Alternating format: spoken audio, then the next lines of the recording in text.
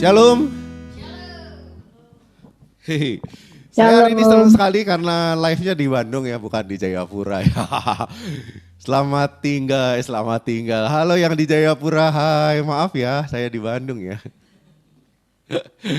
Makanya nanti punya murid cepat, abis itu pada ikut DC yang di Jayapura, yang setuju katakan amin.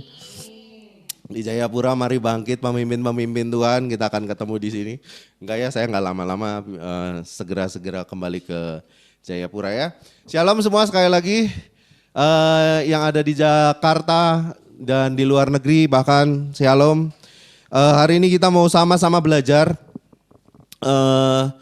tentang satu hal, tentang sebuah kebenaran firman yang mungkin nggak disadari oleh setiap anak-anak Tuhan, nggak disadari oleh setiap orang-orang Kristen kebanyakan, yaitu tentang mandat. Betapa penting mandat di dalam hidup anak-anak Tuhan, betapa penting mandat di dalam kehidupan seorang Kristiani. Yo, hari ini kita mau masuk tentang gimana memperoleh mandat ilahi dan gimana melakukannya. Saya mau buka dari sini. Next. Mandat, apa itu mandat? Ya, mandat ilahi, mandat apa tuh? Ya, ini menurut KBBI ya. Mandat adalah suatu bentuk pemberian wewenang atau tugas dari satu pihak kepada pihak lain untuk melakukan sesuatu, garis bawahi, atas nama pihak yang memberi mandat. Nah, ini ya, berarti ini adalah mandat. Kalau mandat ilahi apa artinya? Mandat ilahi artinya suatu bentuk tugas pemberian, ya, suatu bentuk pemberian, wewenang atau tugas dari Bapa, dari Tuhan kepada kau dan saya, kepada kita untuk melakukan sesuatu, garis bawahi sekali lagi, atas nama Bapa, atas nama Tuhan, yaitu Sang Pemberi Mandat. Mandat itu artinya tugas atau wewenang yang diberikan kepada kita. Mandat ilahi adalah tugas atau wewenang dari Bapa yang Bapa beri buat setiap kita, ya. Tujuannya adalah untuk kita melakukannya, untuk kita menggenapinya, untuk kita memenuhinya, untuk kita menggenapi panggilan itu atau mandat itu, ya. Tujuannya buat apa? Atas nama pihak yang memberi mandat.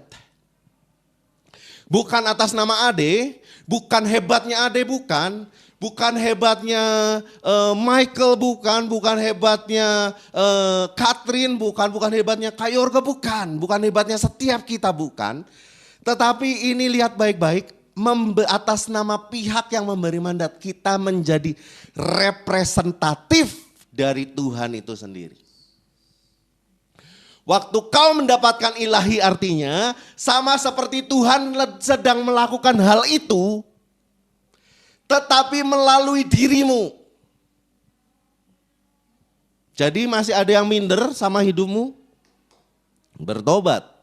Karena Tuhan percaya sama kamu.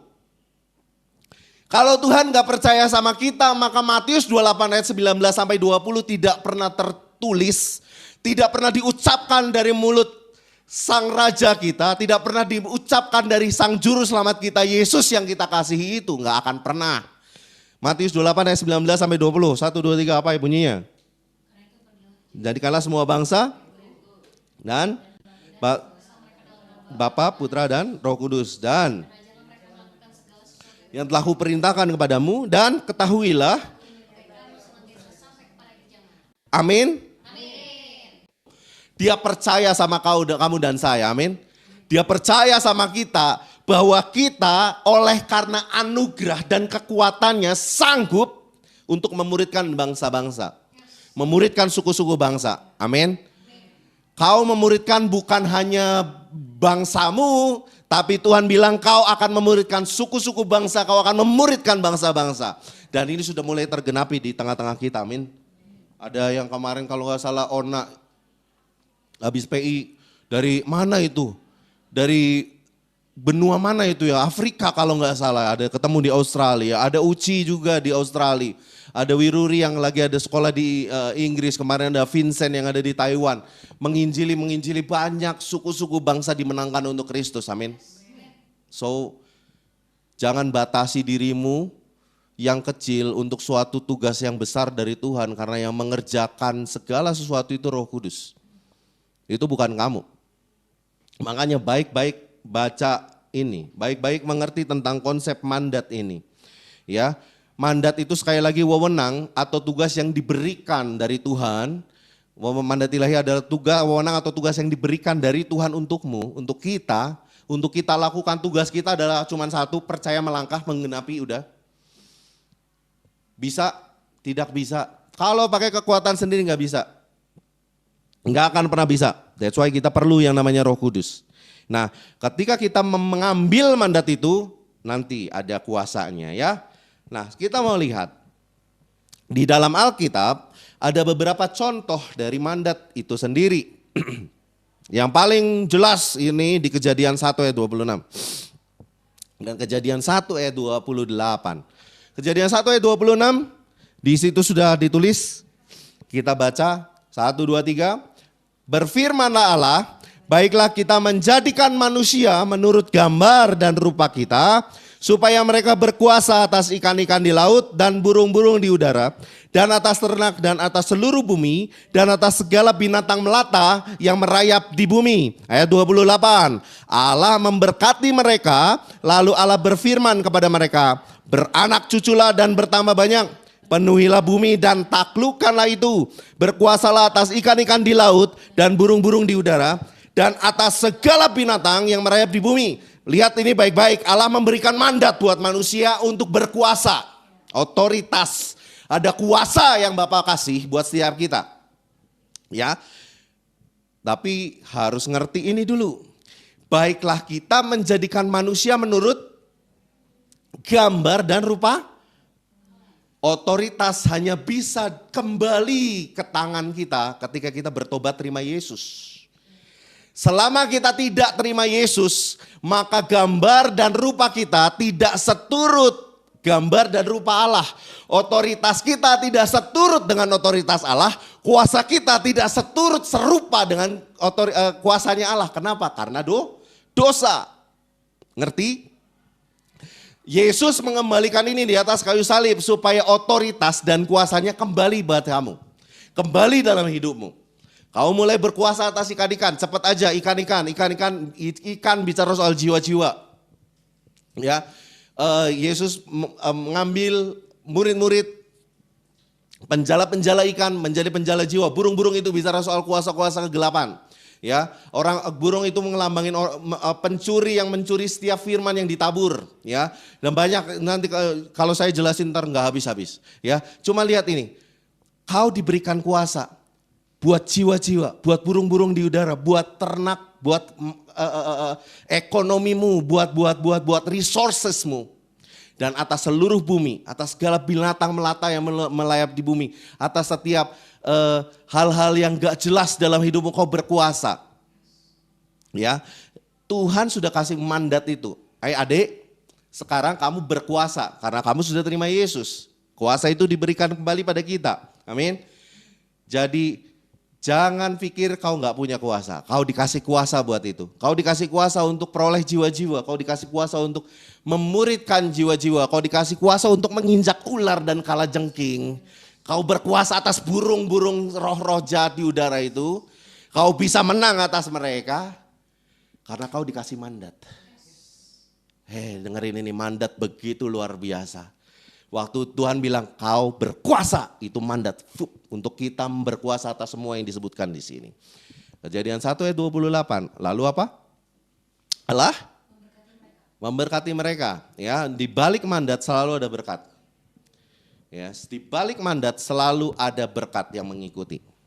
Waktu kamu terima mandat, kamu melakukannya akan ada berkat yang mengikuti. Lalu Allah berfirman kepada mereka, ngapain ini? Beranak cucu dan bertambah banyak, jangan dibalik. Karena di Kejadian 1 ayat 28 Allah nggak berfirman begini, beranak cuculah dan bertambah banyak dan lalu Allah memberkati mereka. No. Allah memberkati mereka dulu. Habis itu apa? Beranak cucu dan bertambah banyak. Makanya jangan seks sebelum marriage. Kenapa? Karena kau harus diberkati dulu. Allah memberkati pasangan kau dan pasanganmu. Lalu ada mandat di sini. Inilah mandat pertama, yaitu mandat keluarga. Betapa penting Allah menciptakan keluarga, ada tujuannya. Supaya kau berkuasa lagi atas ikan-ikan, burung-burung di udara, dan segala binatang yang merayap di bumi. Oke, unclean spirit. Ya, yang merusak hari-hari ini generasi muda di tengah-tengah kita. So, balik lagi ke sini. Beranak cucu dan bertambah banyak. Blessing dulu. Ya, ingat, pasangan di luar sana ya sudah hal yang biasa, tinggal serumah sebelum nikah, kumpul kebo dan segala macam. Jangan normalisasi hal-hal yang bukan berasal daripada firman dong. Normalisasi sekarang kebenaran firman ya. Kalau ada teman-temanmu bilang, oh it's normal. Enggak normal lu bro, lu enggak normal. Karena yang normal adalah kebenaran firman. Tuhan memberkatimu dulu baru kau beranak cucu. Clear sampai sini? Kalau kau mau supaya mandat dari Tuhan digenapi dalam hidupmu, kau melakukannya dan kau berkuasa atas itu, genapin ayat ini dong. Ya, genapin ayat ini. Makanya pasangan-pasangan sekarang yang kau sudah berpasangan dari Tuhan, kau sudah berpacaran sekarang ya, dan kau bahkan sudah menikah, jaga kekudusan. Ya, jaga kekudusan hidup. Minta berkat dari Tuhan dulu. Ya, diberkati di gerejamu, di tempat ibadahmu, kau dipersatukan di dalam Tuhan, lalu kau beranak cucu dan bertambah banyak. Ini bicara soal multiplikasi dari Tuhan. Lihat itu contoh mandat. Mandat yang pertama aja udah luar biasa hebat ya. Ya, jadi kita dikasih mandat untuk berkuasa, punya otoritas kembali. Next, apalagi Matius 28 ayat 19 dan 20. Ini adalah ayat dari visinya dari G4U. Matius 28 ayat 19 sampai 20, inilah basic atau dasar kenapa kita melayani jiwa-jiwa, kenapa kita melayani anak-anak muda. Gara-gara ini. Founder kita, Kak Yorga ya, dapat ayat ini untuk kita melayani generasi muda. Di Matius 28 ayat 19 sampai 20, dan saya percaya ini bukan hanya untuk Kak Yorga, ini adalah untuk kau dan saya. Amin. Come on. Matius 28 ayat 19 sampai 20 ini bukan untuk para pemimpin G4, you know. Ini ditulis untuk kau dan saya. Hello. Karena itu ngapain? Pergilah, bukan tunggulah. Ya, jadi stop untuk jadi pengecut-pengecut rohani. Karena kau dikasih mandat untuk pergi, bukan untuk stay. Tuhan bilang go, bukan stay. Bukan nunggu jiwa datang. Kau bukan kasir. Kau itu marketing ilahi, marketing kerajaan sorga, duta-duta kerajaan sorga, pergi. Kamu bukan kasir, jagain kandang doang, enggak. Kau pergi. Pergi artinya apa? Keluar dari zona nyamanmu. Halo, kalau selama ini kau udah, kok saya sudah pergi loh. Saya biasa PI di kampus. Oh itu zona nyamanmu? No. Sekarang kau pergi, keluar dari situ. Pergi kemana? Mungkin ada kampus-kampus yang harus kamu menangkan buat Kristus, amin. Mungkin ada kampus-kampus lain yang belum mengenal Kristus dan kau harus menangkan mereka. Pergilah dari zona nyamanmu. Pergi. Ngapain bro? Jadikanlah semua bangsa murid. Jelas firmannya. Inilah mandat kita, adik, jadikan semua bangsa murid. Satu bangsa? Enggak. Semua bangsa. Gimana caranya Tuhan? Enggak tahu. Adik enggak tahu. Yang adik bisa lakukan adalah memuridkan.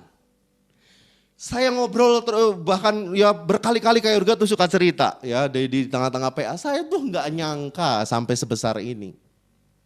Karena awalnya cuman kita di bayangan kayak Yorga dan di bayangan kita juga cuman ya okelah 12 murid sisa ini kita PA tiap hari Sabtu waktu itu. Kita kumpul, kita PA minggu pagi, Sabtu persekutuan minggu pagi itu jam 7 pagi. Enggak kira-kira itu ya, Bapak pembimbing saya itu ya ampun ya. Ya di mana Bandung lagi dingin-dinginnya kita disuruh PA jam 7 pagi, terlambat push up. Dan untuk ke rumah Kak Yorga itu tidak ada jalan alternatif lain, hanya ada satu bis. Ketika terlambat sudah jadwal PA-nya. You know apa yang terjadi ketika terlambat jadwal PA? Selesai hidupmu. Kamu langsung kurus di situ. Suruh push up. Tega sekali ya. Kalau mengingat masa itu, tapi saya bersyukur didisiplin karena saya jadi murid karena melakukan disiplin itu. By the way, jadikan semua bangsa, waktu itu kita nggak pernah mikir, kita cuma PA minggu pagi dan ternyata Tuhan bawa sampai sebesar ini. Total kurang lebih mungkin sekitar 3.000 lebih orang yang dimuridkan. Kalau sama yang udah undur dan sebagainya dan yang nggak dimuridkan lagi bersama dengan kita, ya mungkin lebih dari 5.000 7.000 ke atas. Saya nggak pasti itu data dari tahun lalu mungkin nanti kita akan meeting di akhir dari 2026 kita mungkin akan dapat data pasti ya juga, dan luar biasa Tuhan bawa kita ya. Cuman dari satu ayat ini digenapi, mandat ini digenapi, Tuhan buat benar-benar ayat ini digenapi dalam hidupnya kita. Jadi bangsa-bangsa murid Kristus. Lalu ngapain ini? Baptis. Ya, kita lagi nggak memperdebatkan lagi soal mana baptis selam dengan non baptis selam. Saya karena percik bukan baptisan. Ini clear. Saya mau clearkan ini karena baptiso itu ditenggelamkan dan dimunculkan kembali, sesimpel itu. Ya saya nggak akan lama-lama di sini karena nanti habis waktu. Baptis mereka dan saya nggak akan pernah berhenti untuk membaptis orang. Apa ininya? Apa hakmu untuk membaptis orang? Kata banyak hamba Tuhan. Oh saya cuma satu, saya pakai Matius 28 ayat 19. Selama Tuhan suruh saya baptis, saya akan baptis orang. Karena di sini nggak ditulis baptislah mereka yang baptis dalam kurung yang baptis harus lulusan teologi, no. Di sini adalah buat setiap murid Tuhan yang percaya Tuhan, saya akan baptis dan saya akan terus baptis. Dalam nama Bapa dan Anak dan Roh Kudus, jelas. Berikutnya, ajar mereka melakukan segala sesuatu yang telah kuperintahkan kepadamu. Inilah proses dari pemuridan itu sendiri. Ya, mandatori dari Tuhan, kau harus mengajar mereka. Ya, ajar mereka ngapain? Melakukan, bukan mendengarkan.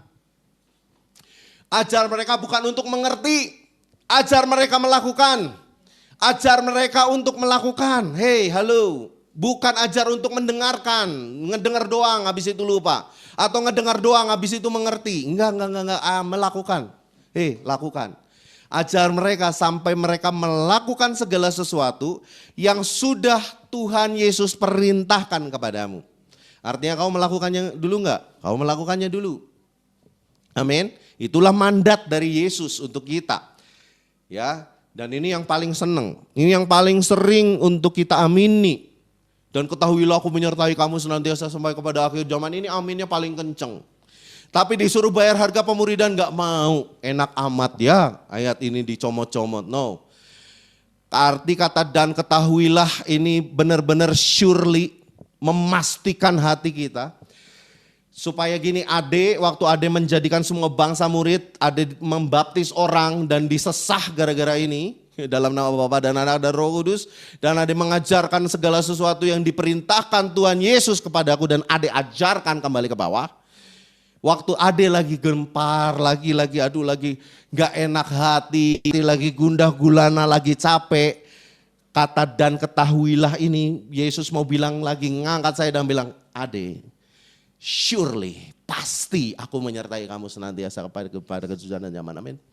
So kamu yang lagi down, dengar ini terjadi, kalau kamu lagi down, gimana kok caranya saya lagi down untuk PA dan memuridkan, muridin. Begitu kamu muridin akan timbul api dalam hatimu. Karena ini mandat. Kamu gak bisa minta Tuhan mari sertai aku, udah gak perlu. Karena ini akan digenapi ketika kau mulai memuridkan ke bawah. Ya, kau gak perlu minta api kebangunan rohani. Cukup kau memuridkan orang-orang ke bawah, kau akan dapat api rohani itu. Kenapa? Tuhan akan di dalam dirimu menyertai kamu. Kamu dikasih kepastian, I'm here. Dan aku menyertaimu sampai pada akhir zaman, amin. Sesimpel itu ketika kau dapat mandat. Makanya ketika kau dapat mandat tuh pasti dan mengerjakannya, itu gak ada loyo-loyo, amin. Semangat terus, capek, brother capek. Saya itu PA itu yang bolong itu cuman hari Jumat karena doa Jumat. Maaf, hari Rabu saya memang kosongin supaya apa? Kalau ada yang mau konseling di situ. Hari Jumat saya kosongin karena doa Jumat. Hari Sabtu saya kosongin karena biasanya habis persekutuan. Kok boleh minta waktunya sebentar? Ayo mau ada apa? Dan hari Minggu full. Senin saya ambil nafas itu pagi karena malam-malamnya. Senin itu hari libur para full timer, saudara ya. Jadi liburnya itu hari Senin. Ya tapi saya ambil malam-malamnya itu untuk PA juga ya. Gak ada waktu untuk saya santai. Dan sekali lagi, waktu saya gak PA justru malah roh saya makin padam. Tapi begitu, come on kita PA. Itu kuasa ilahi langsung mengalir dari ujung rambut sampai ujung kaki. Karena kau mengerjakan mandat. Ngerti betapa penting mandat dalam hidupmu. Ya. Berikutnya, beberapa contoh lagi mandat di Yohanes 15 ayat yang ke-16. Yohanes 15 ayat 16. Saya minum dulu. Next.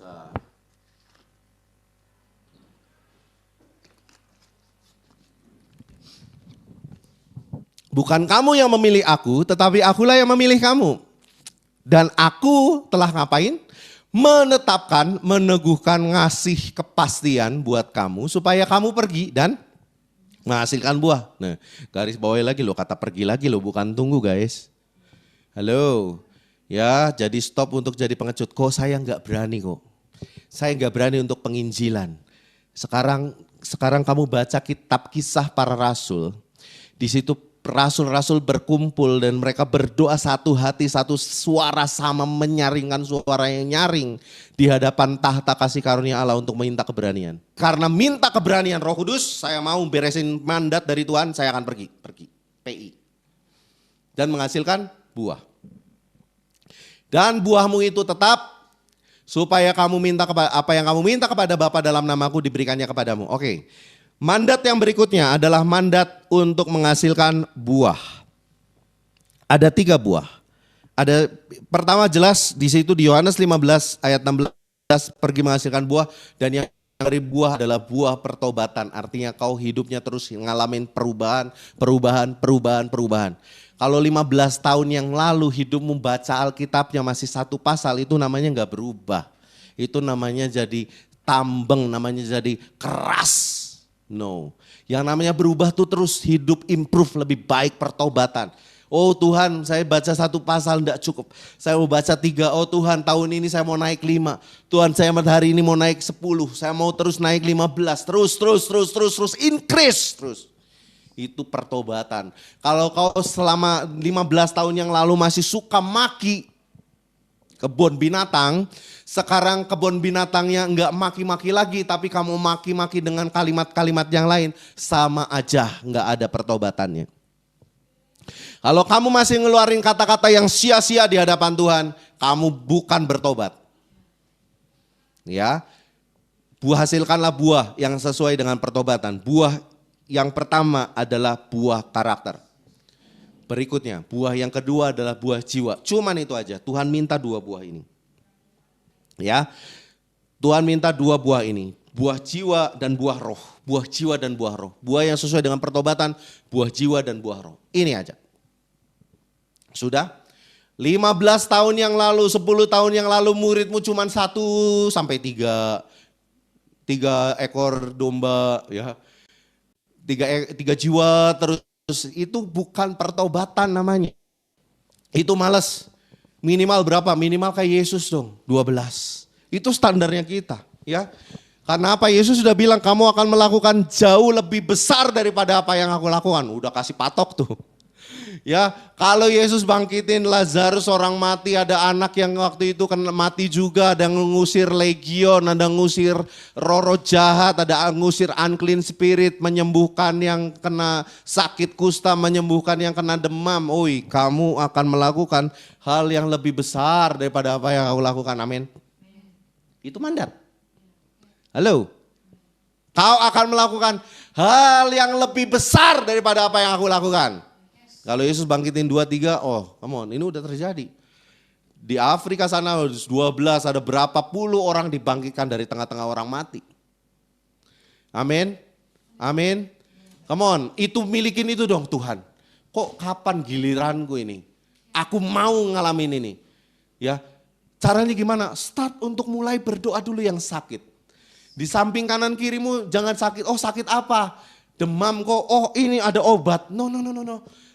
Tanganmu itu obat paling mujarab, amin. Oh sini nak, sini dek. Sakit apa tadi? Demam, dalam nama Yesus jadilah sembuh. Sembuh, dalam nama Yesus jadilah sembuh. Sembuh belum? Udah agak kebaikan tapi kok kayaknya masih ini. Sembuh dalam nama Yesus. Amin. Kok masih belum sembuh? Nah sudah ya, nih obat. Ya, dan saya percaya Tuhan Yesus bekerja juga melalui dokter. Tapi minimal kau doakan dulu orang yang sakit. Nemu orang yang buta, orang yang tuli. Jangan kasihan ya. Yesus nggak berhenti cuman dari belas kasihan. Yesus stop dari belas kasihan. No. Yesus nggak berhenti hanya di belas kasihan. Yesus ada actionnya. Sembuhin dong. Yang nyembuhin siapa? Bapa melalui dirimu. Roh Kudus melalui dirimu. Karena kau sudah dikasih mandat itu. Amin. Come on man. Ya, kau akan melakukan hal-hal yang lebih besar daripada apa yang aku lakukan. Karena sudah ada mandat. Buah, ayo. Berikutnya buah ya. Nah, ada lagi apa itu? Next, beberapa contoh mandat. Aduh. Keluaran 3 ayat yang ke-10. Keluaran 3 ayat 10. Jadi sekarang pergilah, aku mengutus engkau kepada Firaun untuk membawa umatku orang Israel keluar dari Mesir. Ini cerita tentang Musa. Musa dikasih mandat juga. Tadi ada itu mandat umum ya. Mandat yang Yesus kasih, memuridkan orang ya. Terus beranak cucu bertambah banyak, tentang keluarga. Ya, Tuhan berkati luar biasa keluarga-keluarga di akhir zaman ini. Dan dengar baik, hai bapak-bapak, jangan bangkitkan amarah di hati anak-anakmu. Hai orang tua, jangan bangkitkan kekecewaan di hati anak-anakmu. Halo. Stop untuk jadi fatherless generation. Kau sudah punya keluarga, dengar ini baik-baik. Hai bapak-bapak, terutama untuk bapak karena saya jadi orang bapak sekarang. Jadi seorang bapak sekarang saya punya anak. Dengerin ini baik-baik. Stop, anakmu gak perlu uangmu, anakmu perlu kehadiranmu. Stop untuk cari duit. Alasan cari duit untuk gak ada di dalam kumpul bareng keluarga, stop. Ya, anakmu perlu kehadiranmu, anakmu perlu ketika tuntunanmu. Bapak-bapak dengar baik-baik. Anakmu yang diperlukan adalah disiplin darimu. Anakmu yang kamu perlukan adalah kau mencari wajah Kristus. Kau memperoleh Kristus dalam hubungan saat teduh pribadimu. Dan kau mengajarkannya buat anak-anakmu. Anakmu gak perlu duit. Percuma anak banyak uang, habis itu hambur-hambur dan jadi anak yang jatuh bangun dalam dosa. Yang anak perlukan adalah takut akan Tuhan. Dimulai dari mana? Dimulai dari kau yang mengajarkan ke bawah. Hai bapak-bapak, dengar baik-baik. Saya pas Ben lahir, bukan Ben lahir, dalam kandungan. Selama 9 bulan saya tumpang tangan anak ini. Dan kita terus bacain kitab Amsal. Kita bacain kitab Amsal, dari Amsal 1, tiap hari satu pasal satu hari. Satu pasal satu hari terus gak stop. Sampai tuh anak lahir. Kita bacain sampai hafal ini aja gitu ya. Terus bacain bacain anak ini Amsal. Kita tumpang tangan. Saya urapin anak ini, saya impartasi, saya tumpang tangan buat anak ini. Roh Tuhan ada padamu, roh hikmat, roh keperkasaan, roh nasihat, roh takut akan Tuhan ada padamu. Terus saya tumpang tangan anak ini. Kenapa? Saya mau anak ini hidup di dalam takut akan Tuhan. Cukup no. Ntar lebih gede dikit saya baru akan ajar kebenaran firman. Saya tabur dulu dalam doa. Terus saya doain. Ya, dan puji Tuhan ya anak, ketika saya pelayanan ini gak repotin. Setiap kali saya melayani, Merlin melayani itu gak merepotkan. Benar-benar tidak merepotkan. Sama siapa aja mau ya. Karena kita melayani, kita gak bisa. Aduh titip ya enggak. Yang dititipin siapa? Onti-ontinya ya. Kalau di Papua itu ada Gebi, Nelly, ya ada Yuno. Siapa pokoknya yang bisa pegang anak. Kamu bisa pegang anak, ini pegang sampai tanganmu kram ya. Pokoknya urus. Saya mau khotbah dulu. Merlin ngelayani mana ya. Itu seru sekali. Bayangin, kalau kau nggak bangkit jadi bapak yang benar, anakmu akan berantakan luar biasa. Ya, anakmu akan berantakan luar biasa. Dimulai dari bapak. Figur bapak harus ada. Kau harus, bapak-bapak dengar sekali lagi, kau harus bangkit menjadi bapak yang segambar dan serupa dengan Bapa di surga. Catat baik-baik. Oke? Kenapa masuknya keluarga ya? Oke lah. Ini balik lagi ke sini. Jadi sekarang pergilah aku mengutus engkau. Ini bicara soal Musa yang dipanggil sama Tuhan, dikasih mandat sama Tuhan untuk membawa orang Israel keluar dari tanah Mesir. Ya, balik lagi ke sini. Ini beberapa orang itu dikasih mandat yang spesifik. Ada yang mandat umum, ya tadi. Ada yang mandatnya khusus secara spesifik buat orang. Coba lanjut berikutnya deh. Abraham. Ada Musa, ada Abraham. Kejadian 12 ayat 1 sampai 3. Kejadian 12 ayat 1 sampai 3 next.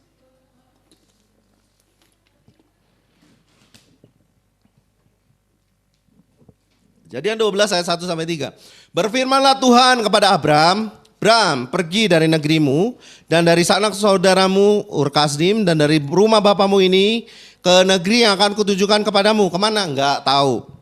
Ini kalau bukan orang gila di hadapan Tuhan, ini enggak ngerti lagi.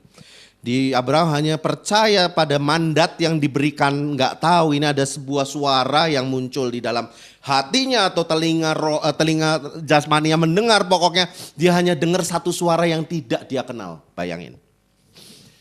Mau ngikutin? Mau gila di hadapan Tuhan? Harus gila kayak Abraham. Ya, makanya sekarang kita diajar firman supaya kita peka untuk mendengar suara Tuhan. Lihat ini baik-baik. Abraham nggak tahu ini siapa yang berbicara.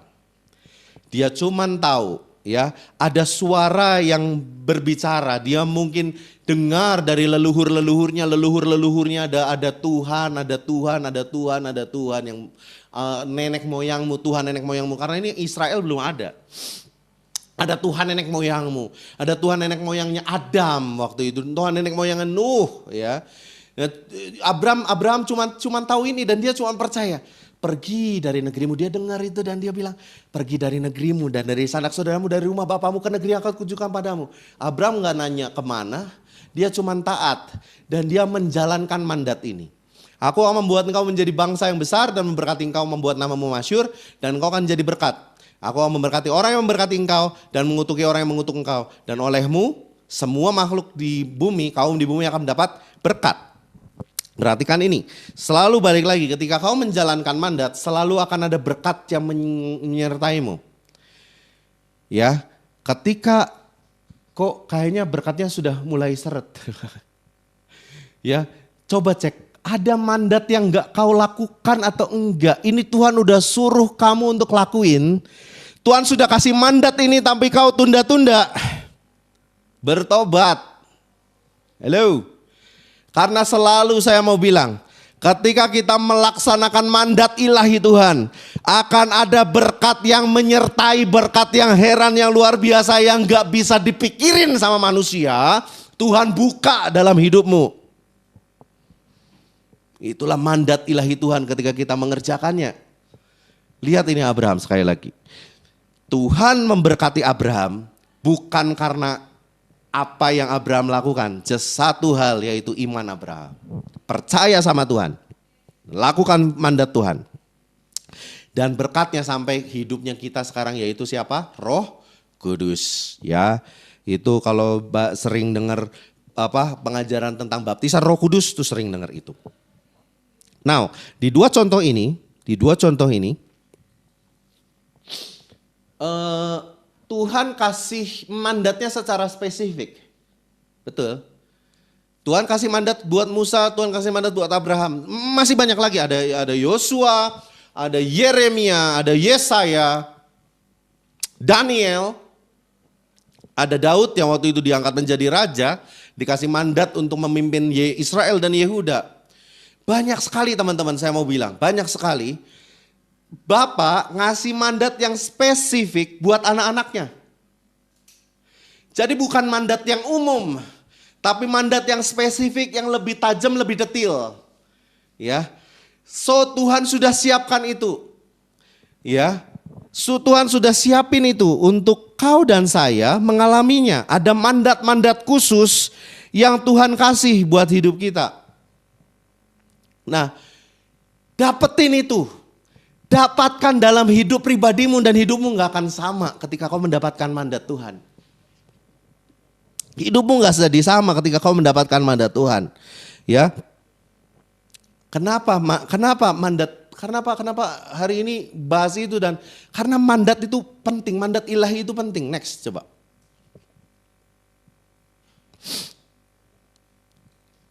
Mandat ilahi itu begitu penting. Orang bisa melayani Tuhan tanpa mandat. Orang bisa melayani Tuhan tanpa mandat. Dia melayani aja. Dia ngerasa skill, ngerasa jago, ngerasa hebat. Dia punya talenta dan dia layak. Dia seolah-olah kayak melayani Tuhan tanpa mandat. Bahaya sekali. Ya, banyak orang akhirnya berguguran, banyak akhirnya mundur dari sebuah persekutuan, mundur dari gereja karena hal-hal yang sepele. Kenapa? Karena tidak mengerti pengajaran ini. Bahwa kau dan saya melayani Tuhan bukan karena ada pelayan Tuhan terus Tuhan sertai. No, kebalik. Ya. Di mana aku ada, di situ hambaku berada. Jangan dibalik dong. Ya, di mana Yesus ada, di situ hambaku harus ada. Ya, bukan dibalik, di mana aku ada, hamba-hamba ini ada, di situ pokoknya nggak mau tahu Yesus harus hadir. Jangan maksa amat lu. Ya, makanya orang nggak ngerti tentang mandat ini. Mereka main melayani aja, tapi tanpa sadar dia hidupnya nggak punya mandat. Ngerti nggak? Gini deh, yuk coba bayangin. Mandat itu tadi otoritas dan wewenang ya. Ini ibarat kata nih kayak gini nih. Kita lagi masuk ke satu negara, tapi nggak punya visa dan paspor. Lu mewakili siapa? Lu bisa ditangkap, dibedil di situ ngeder mata-mata nih, jangan-jangan kan gitu. Nah ini yang banyak orang melayani tapi nggak ngerti tentang mandat. Kenapa saya bilang saya di G4U ini, kenapa sih di G4U ini ada anak ya tanya. Kenapa sih di G4U melayani itu susah? Loh gini, kamu belajar aja tentang Tuhan dulu dah gitu ya. Mengenal Tuhan dulu deh, jangan sok-sokan melayani lu gitu ya. Kenapa? Karena hal-hal ini kecil banget ini. Ya. Penting sekali mandat. Kenapa? Begitu kau punya mandat, kau di covering sama Tuhan. Kau punya otoritas, kau punya kuasa anugerah kasih karunia dan belas kasihan. Lihat ini.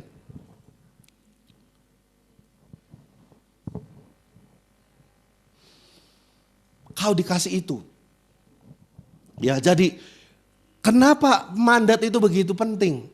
Ya hati-hati nih ya, yang lagi ngelayanin sana sini kau begitu sibuk melayani, kau seolah-olah mengasihi Tuhan padahal kau sedang mengasihi pelayanan, bukan mengasihi Tuhan. Kau pelayanan sana sini kau sedang menyukakan hati orang lain daripada hatinya Tuhan. Kenapa nggak pernah tanya sama Tuhan, Tuhan suruh atau enggak? Mandat adalah sekali lagi di mana Tuhan utus kau dan saya, utus kita untuk melakukan sesuatu. Bukan kita nyelonong dan minta Tuhan please berkati saya. Kau tumpang tangan ribuan kali, pakai minyak urapan langsung dari Yerusalem. Enggak akan buat Tuhan menyertaimu. Karena firman-Nya enggak berkata kamu melayani di situ. Tuhan enggak suruh kamu pergi ke situ, kamu malah pergi ke situ. Tuhan enggak suruh kamu melayani di situ, malah kamu melayani di situ. Nganeh-nganehin. Dan ketika terjadi sesuatu nyalahin Tuhan. Kenapa? Karena nggak mengerti prinsip ini. Mandat itu penting. Sekali kita bahas satu-satu. Mandat. Ketika kau menjalankan mandat ada otoritas ilahi yang Tuhan kasih. Apa itu otoritas? Otoritas itu authority. Artinya begitu kamu melayani di sana. Lihat ini. Begitu kau melayani di sana. Maka semua kerajaan kegelapan akan ngerti siapa kamu. Ini ada anak Allah nih gak main-main. Makanya pernah ngalamin ini gak? Siapa yang pernah ngurus retret? Ngurus retret tiba-tiba sebelum hari H atau pas hari H ada aja masalah. Ada yang itu kecelakaan, ada yang ini tiba-tiba mensret mules-mules, tiba-tiba muncul masalah ini, muncul masalah itu. Pernah ngalamin? Emang pelayananmu gak ngancam kerajaan kegelapan, ha? Waktu kau dikasih mandat, iblis tahu nih bocah punya otoritas dari Bapa, kita beresin anak ini dulu. Makanya iblis ngumpul tuh, rapatkan barisan, bentar. Ini ada satu bocah dari G4U, ini udah dikasih otoritas dari tempat mana tinggi. Kalau nggak kita cegah, kerajaan kita beres. Kita beresin anak ini dulu yuk. Gimana caranya? Bikin kecelakaan ini itu pokoknya retreatnya harus gagal.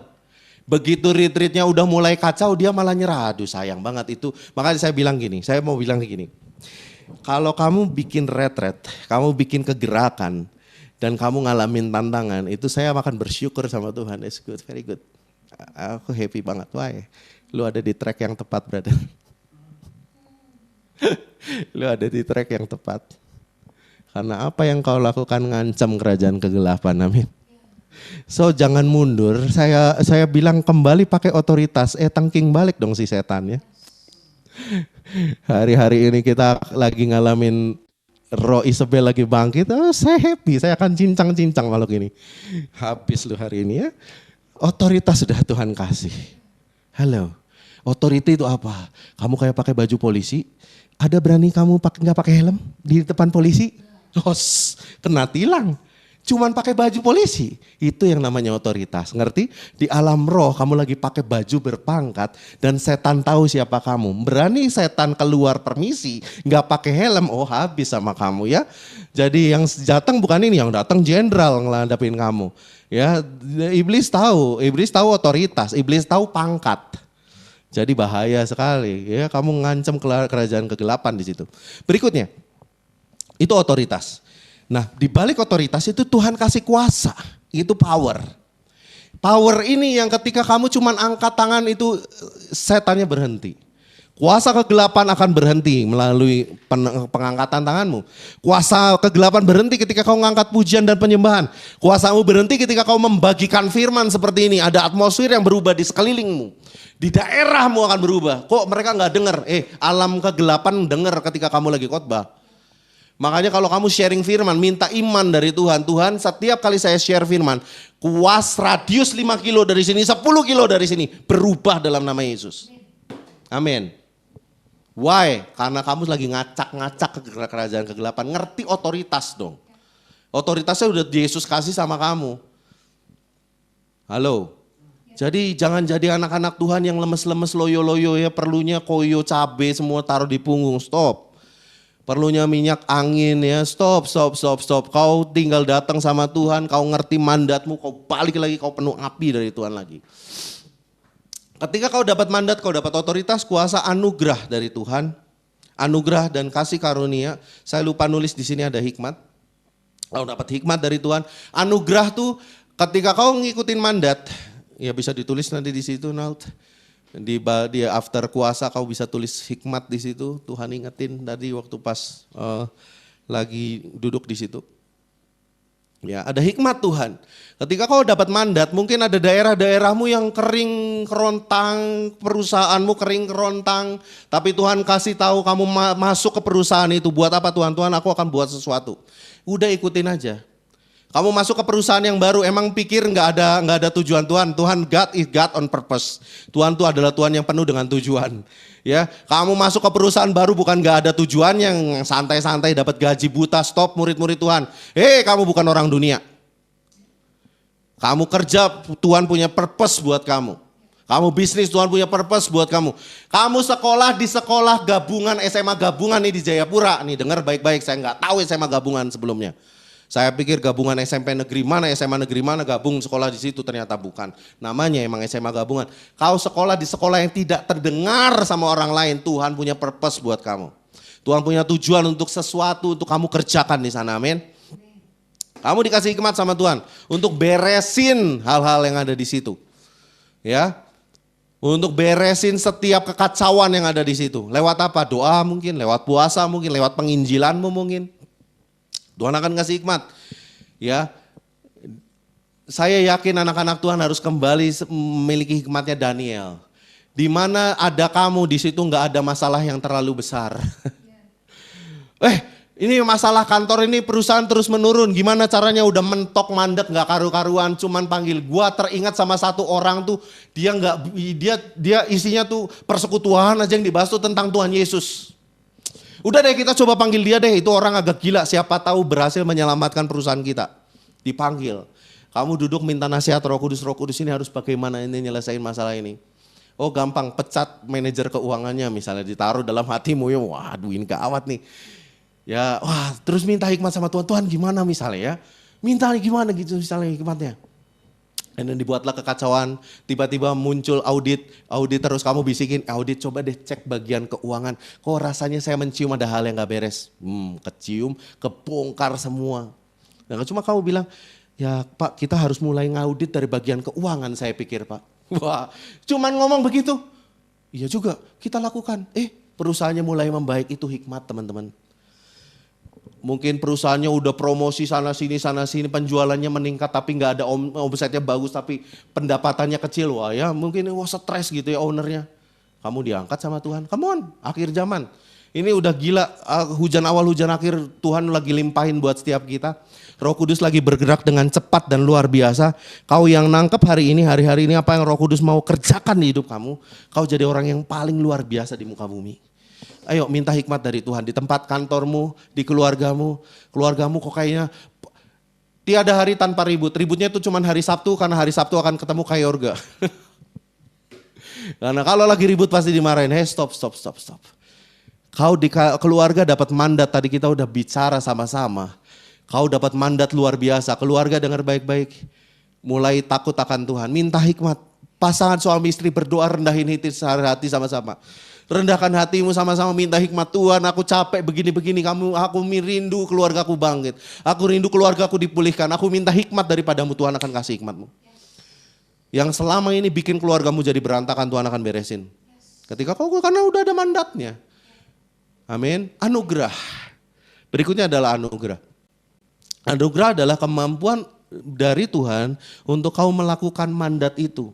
Makanya kalau udah beres jangan songong. Ini yang sering kali juga banyak Tuhan tuh dari surga tuh pengen jitak anak-anak Tuhan yang songongnya setengah luar biasa ya. Wos KKR luar biasa, semuanya sembuh luar biasa. Dan ini gara-gara gua hati-hati ya. Murid-murid Tuhan kalau kau datang ke persekutuan terus bilang gak ada hadirat Tuhan. Kalau ada saya boleh ada hadirat Tuhan, hati-hati. Di Papua saya lagi tinggalin selama beberapa minggu, dengar baik-baik, Roh Kuduslah yang memenuhimu, bukan Ade dan Merlin. Roh Kuduslah pusat kegerakannya, bukan Kayorga. Halo, that's why saya mau bilang, gak ada orang gak bisa, adanya orang gak mau untuk melakukan mandat ilahi Tuhan. Karena ada yang namanya anugerah. Anugerah adalah kuasa dari Tuhan untuk memberdayakan. Untuk buat kamu jadi bisa. Untuk buat kamu jadi kaum accomplish untuk nyelesain semua mandat ilahinya Tuhan. Anugerah ini yang buat Yesus sampai naik ke atas kayu salib dan ngasih anugerahnya buat kita. Kekuatan dari Bapa sendiri yang penuh dalam diri Yesus. Kasih karunia berikutnya. Mungkin waktu kamu lagi menjalankan mandat ada kekeliruan, ada kejatuhan, ada maaf saya pakai kata yang kasar. Karena sering kali saya jumpai anak-anak Tuhan bukannya gak tahu. Tapi selalu ngelanggar aturan main dari Tuhan. Itu yang namanya bodoh. Sudah tahu lampu merah lagi nyala, kamu terobos, ketabrak dari samping kanan atau kiri. Jangan salahin Pak Polisi. Kenapa sih lampunya harus merah, kenapa gak hijau? Itu polisi akan datang sama kamu dan kamu akan diikat bukan hanya di tangan tapi di kaki juga di leher digantung ya. Kenapa? Itu namanya bodoh. Ya, stop bodoh. Kasih karunia ada buat kamu. Mungkin kamu jatuh dalam dosa. Ingat, Tuhan hidupmu gak berhenti karena kamu jatuh dalam dosa. Hidupmu baru berhenti ketika kau tinggal di dalam dosa. Waktu kamu jatuh cepat-cepat balik minta ampun sama Tuhan, ada kasih karunia di sini. Tapi kasih karunia tidak akan pernah berlaku buat kau dan saya yang suka sama dosa. Dengar baik. Kasih karunia hanya berlaku buat setiap orang yang rendah hati di hadapan Tuhan. Nyesel sama dosa-dosanya, kasih karunia akan membuat kamu jadi bangkit. Tetapi kasih karunia tidak akan pernah berlaku buat orang-orang yang suka sama dosanya. Ada dua hal yang berbeda.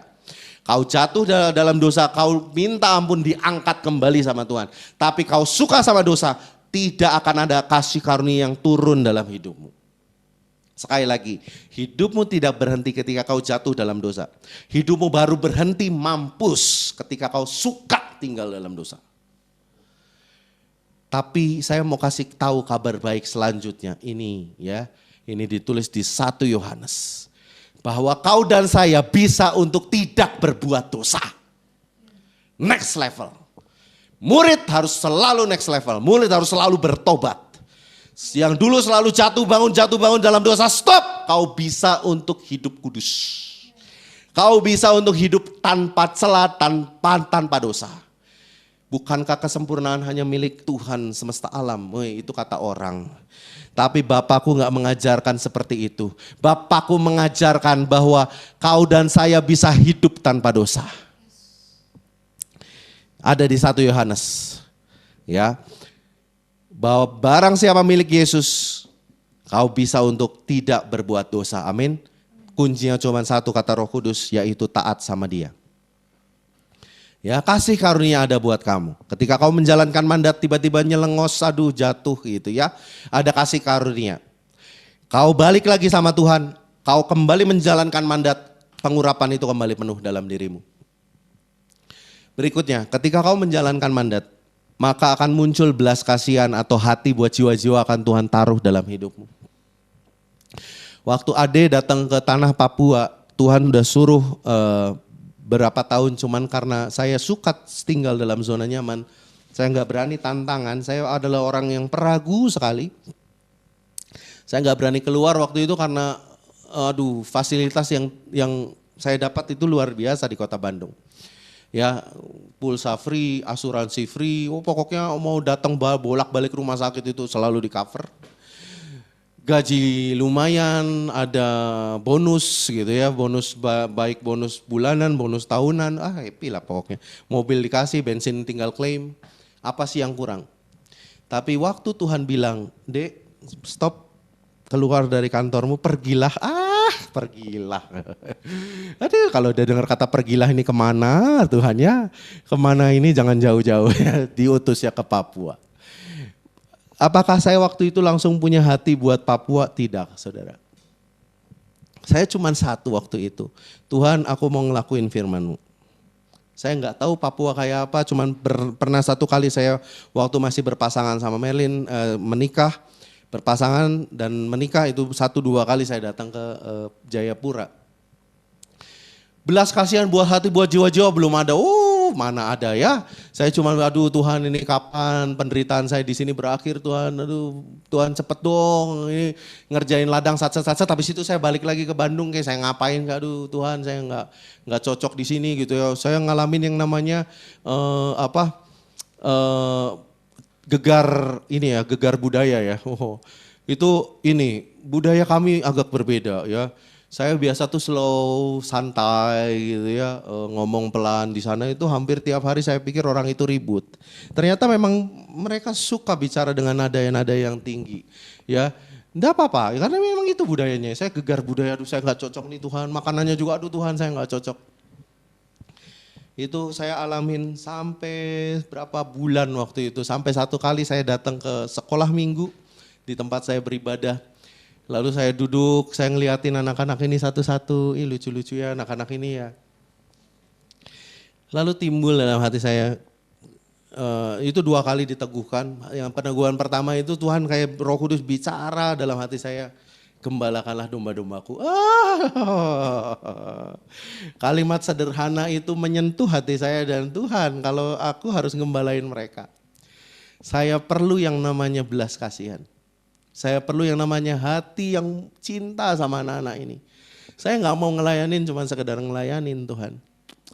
And then berlalu saya ngajar sekolah minggu di sana dan mulai memuridkan. Tiba-tiba di satu ibadah saya lagi duduk di paling ujung. Orangnya ngomong khotbah apa, cuman khotbahnya begini, saya ingat ya gini. Waktu itu tentang Petrus yang menyangkal Yesus. Lalu di situ dibilang seperti ini, dari mimbar khotbah itu cuma bilang, gembalakanlah domba-dombaku. Tapi di situ seolah-olah kayak Bapak berdiri di samping saya, Bapak berdiri dekat saya terus bilang seperti itu dengan jelas di telinga saya. Saya di khotbahnya itu saya di pojokan saya cuma nangis Tuhan. Tolong saya Tuhan, tolong saya nggak bisa ini, aduh Tuhan, saya ngalamin konflik yang begitu luar biasa waktu itu. Ya, saya pengen cepetan pulang kembali ke Papua, terus saya ke Jawa ya. Terus sampai satu kali Tuhan muncul seperti itu, lalu timbul lebih kuat lagi tentang belas kasihan ini.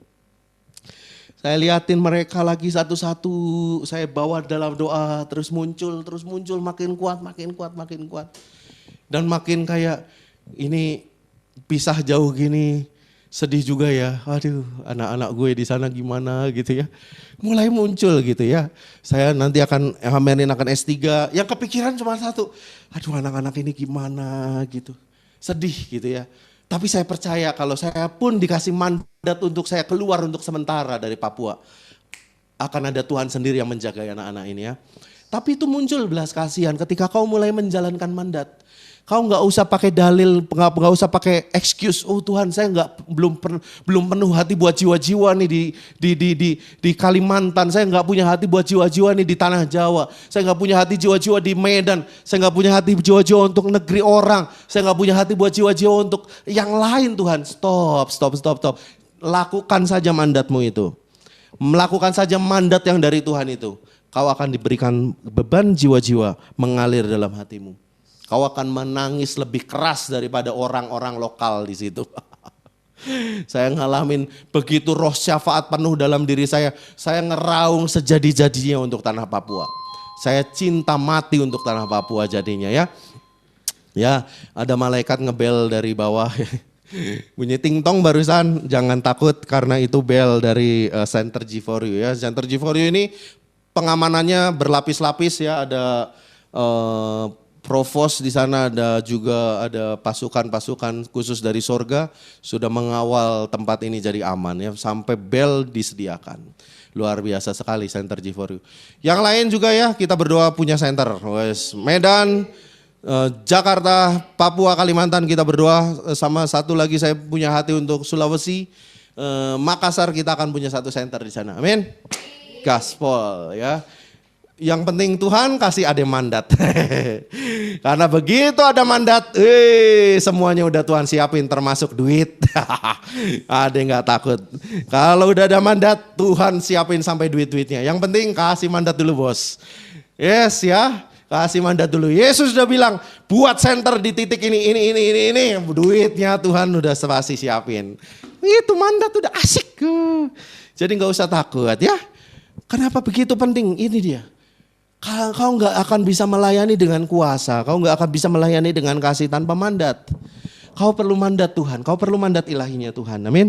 So, gimana sih cara memperoleh mandat? Next cinta, tolong di next. Mandat, kita harus ngerti ada mandat umum dan ada mandat yang secara spesifik. Mandat umum itu apa tuh? Tadi kita udah baca di Matius 28 ayat 19 sampai 20. Kau diutus untuk berdoa, usir yang sakit, sembuhkan yang sakit, injak kalajengking, tengking setan-setan. Kau harus dikasih mandat untuk menghormati otoritas di atasmu, orang tua, pembimbing rohani. Itu mandat umum. Gini guys, waktu ini mandat umum, kau nggak perlu berdoa lagi. Tuhan kasih aku mandat. Udah dikasih mandat, ayatnya ada, makanya baca Alkitab. Ya, anak-anak ini malesnya luar biasa. Ya, jadi nggak gini loh, kalau kamu mau pinter secara rohani, baca Alkitab. Ya, cerdas secara rohani. Anda secara roh banyak baca Alkitab, ini udah ditulis, kamu nggak perlu minta mandat lagi. Tuhan pasti menyertaimu ketika kau memuridkan. Tuhan pasti menyertaimu menyembuhkan yang sakit ketika kau berdoa buat yang sakit. Tuhan pasti akan memperpanjang umurmu dan memberkati engkau ketika kau menghormati orang tua dan pemimpin di atasmu. Itu mandat umum. Mau mendapat mandat umum doang? Saya sih nggak mau. Saya perlu mandat yang spesifik. Nah ini, mandat yang spesifik itu apa? Contohnya melayani di kota-kota lain. Kau perlu mandat. Atau kau harus melayani di kategori-kategori tertentu misalnya. Kau melayani di profesi kah, atau kau melayani di kids ministry, kau melayani di anak-anak pemuda, kau melayani di remaja, kau melayani di orang tua. Kau harus denger mandat dari Tuhan, kau harus ngerti visi spesifikmu. Kalau enggak semuanya akan kamu ikutin. No, makanya kami di Jayapura ada orang tua yang mau dimuridkan, kita akan lempar ke divisi parents. Saya akan lempar divisi parents pasti. Ya, karena kami tidak belum terpanggil untuk melayani orang-orang tua. Visi kami berdua jelas, bangkitin anak-anak muda. Ya, entah anak mudanya nanti udah menikah punya anak, ya kami akan layani. Pokoknya nggak akan di luar itu ada orang tua datang, oh kami akan bantu lahir baru. Habis itu saya akan kasih ke Katrin ya, saya kasih ke mana, ke Esther ya. Pokoknya kasih aja tuh ke orang itu ya, wah ini ada ini, oh, kamu yang layanin gitu. Asik ya, karena itulah ya. Pokoknya saya pada urusan-urusan yang begitu hubungannya sama profesi sama orang tua, bikin sibuk. Nona Ambon satu itu ya, pokoknya kepala kaki kepala, pokoknya saya buat dia capek aja. Ya, melayani di kota lain, kau harus dapat mandat spesifik ya. Satu kota yang di ujung itu apa Katrin? Silir Agung ya, Silir Agung ya. Silir Agung, kamu yang terpanggil minta sama Tuhan, Tuhan kasih aku mandatnya. Begitu Tuhan bilang, Tuhan boleh gak aku melayani di Silir Agung? Begitu Tuhan bilang, pergilah, itu kamu harus semangat 100 kali lebih gede daripada sebelumnya. Yes Tuhan, bongkar itu Silir Agung selesai. Silir Agung selesai, gua akan datang, lu selesai bos. Karena apa? Kamu sedang membawa Tuhan di belakangmu. Itulah mandat. Ngelayani di kota lain, nanti ngelayani di Palangkaraya, akan ngelayani di mana, Ketapang. Minta mandat dari Tuhan. Makanya berdoa tanya. Berikutnya pindah kerja, sekali lagi ya, kamu ada di dunia pekerjaan, kamu bisnis, kamu punya profesi lain gitu ya. Kamu ada di kerja yang 8 sampai ke 5, 8 jam, itu punya tujuan.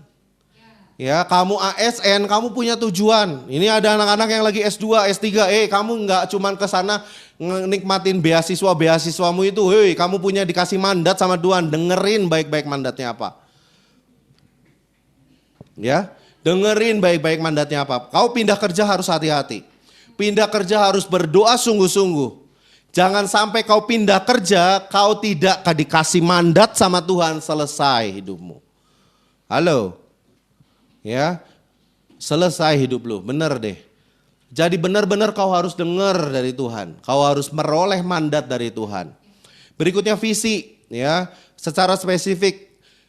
Saya nggak bisa bagiin dengan banyak nanti terlalu lama. Pokoknya gini, semua manusia pasti punya tujuan hidup.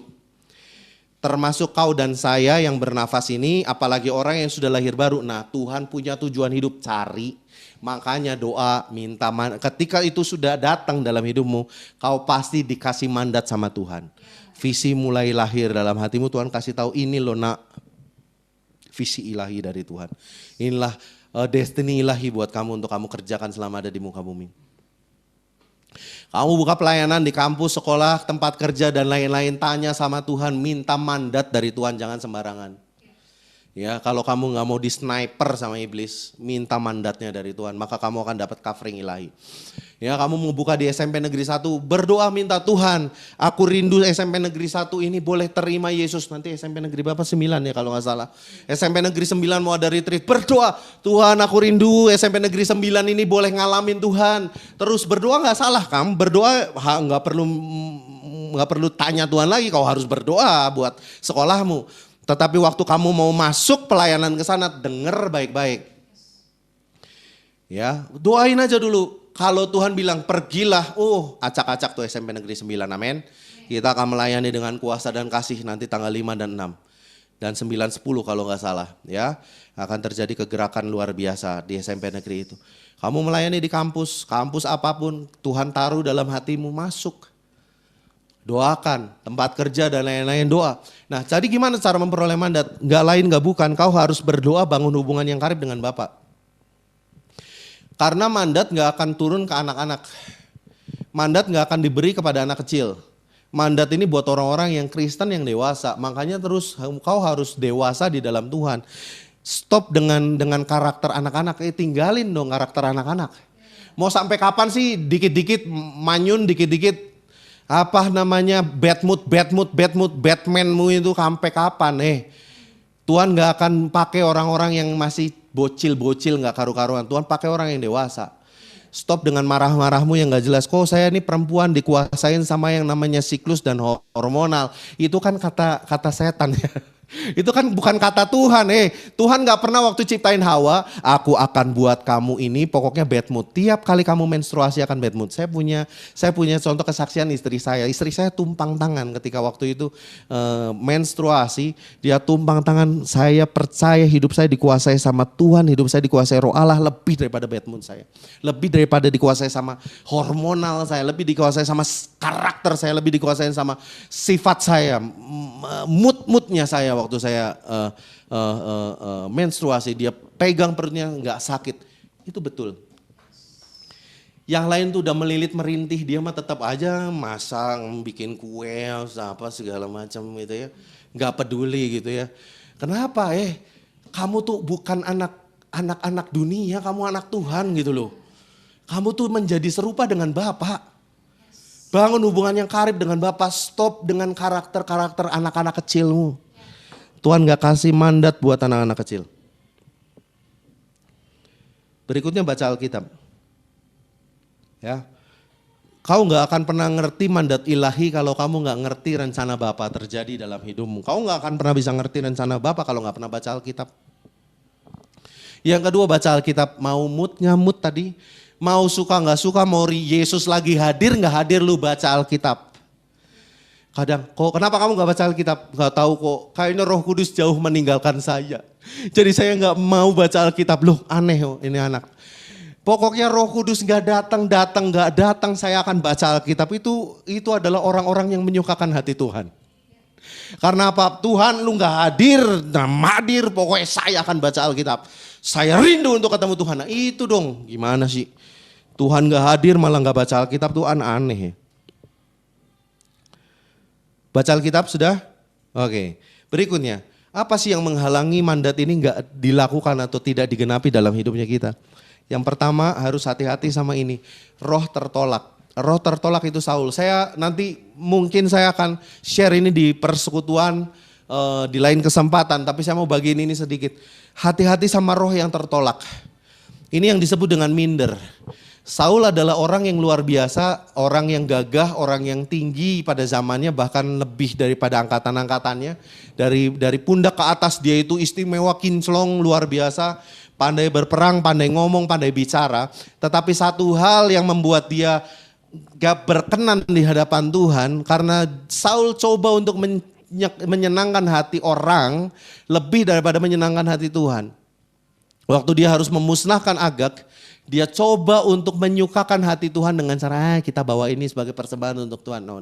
Kenapa dia seperti itu? Simple, karena dia lebih menginginkan penyembahannya manusia daripada penyembahannya untuk Tuhan. Dia lebih senang untuk dapat penghargaan dari manusia daripada penghargaan dari Tuhan. Itu roh tertolak. Nanti saya akan bagiin secara spesifik kenapa ini bisa muncul. Tetapi yang pertama ini, Saul. Nanti hati-hati sama roh yang tertolak. Ciri yang paling simpel buah dari roh tertolak itu minder. Beresin di tahun ini deh. Ayo tumpang tangan sama Tuhan. Tuhan, aku mau beres dari mindernya saya. Saya gak mau minder-minder, saya stop dengan roh yang tertolak. Karena apa? Saya sudah diterima oleh Yesus, amin.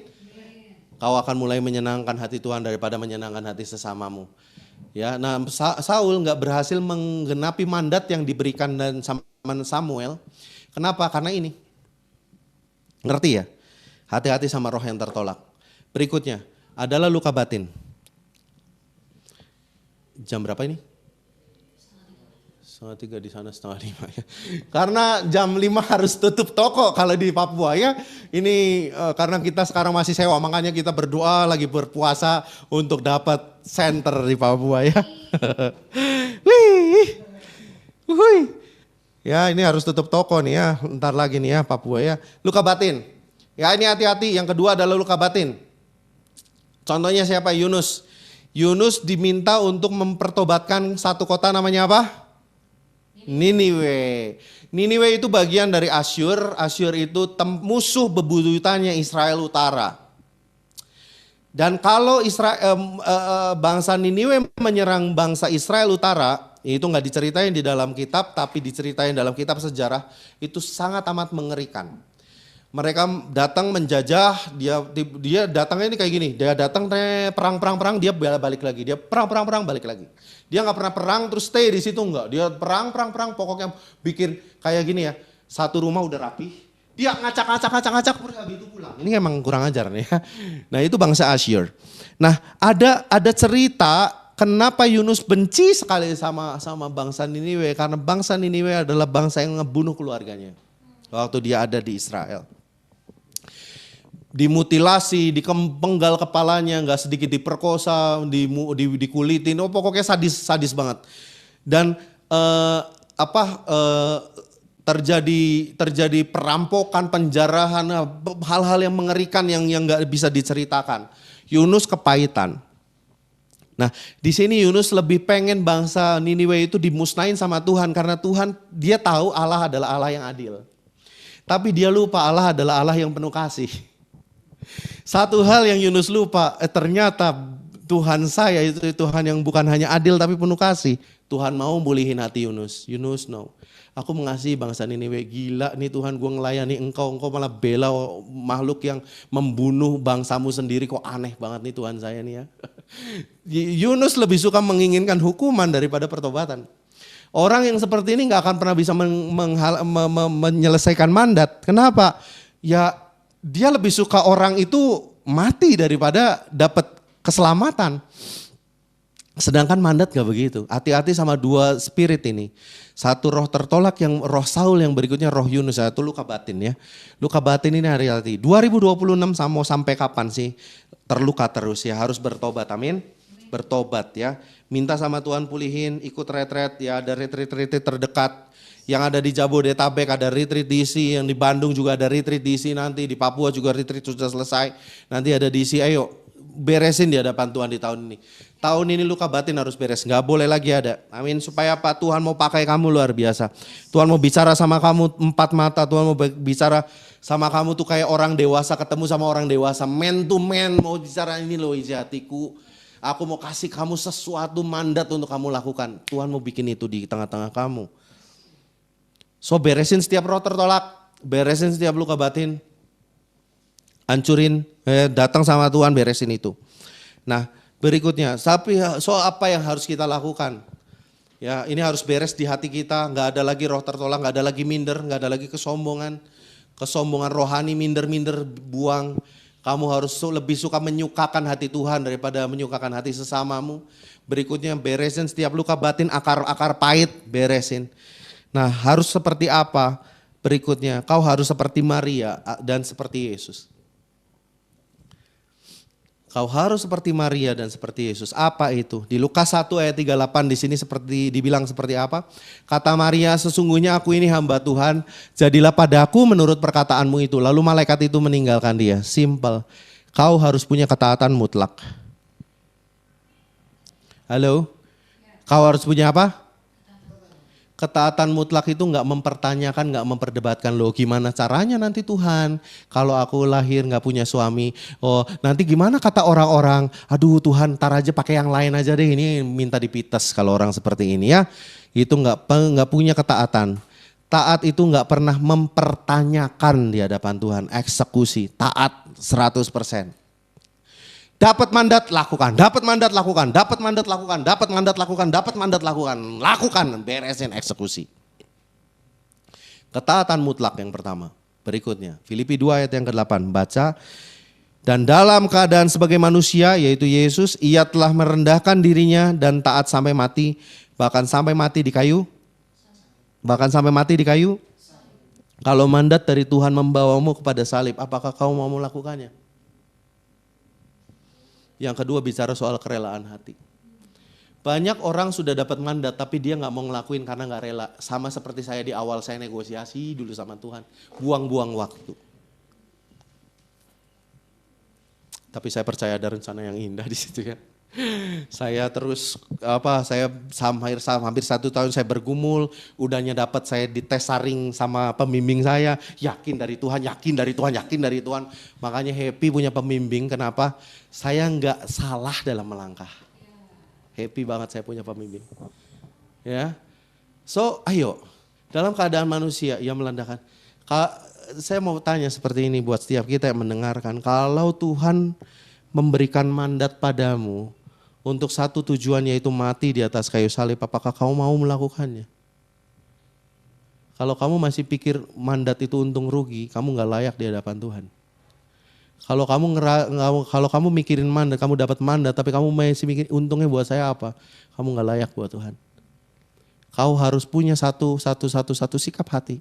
Kalaupun sampai kau bawa saya masuk naik ke atas kayu salib, Tuhan, aku akan lakukan.